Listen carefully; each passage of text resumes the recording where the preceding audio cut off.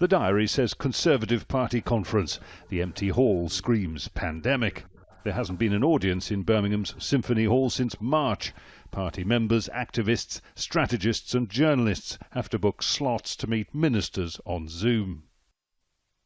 COVID-19 has done for conference what it's done for the country's economy and for the Prime Minister's popularity. This should have been the moment when a triumphant Boris Johnson swept through these halls revelling in adulation. Instead, he's got to try and build bridges with his party and do it online. Mother Nature has savaged us with COVID. But with the help of basic natural phenomena, we will build back and bounce back greener. And this government will lead that green industrial revolution. The headline promise of a post-COVID wind power revolution may sound to some like blustery rhetoric, ringing hollow like these empty corridors. A recent poll among party members ranked Johnson the second least liked member of the entire cabinet.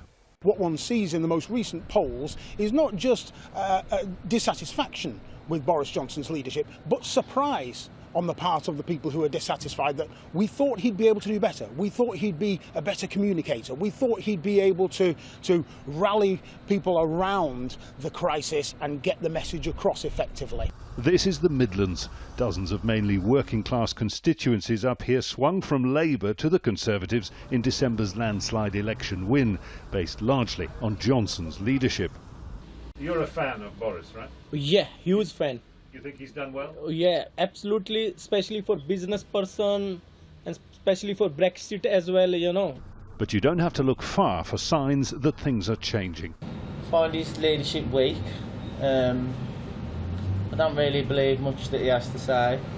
I don't think I'd vote for Boris Johnson again, if I'm honest, after all this. You think he's the right man for the job still?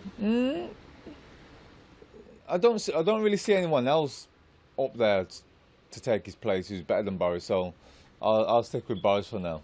If a vaccine puts life back to normal, and if a Brexit trade deal is reached to limit the economic damage, then Johnson may again see the sunny uplands of majority government.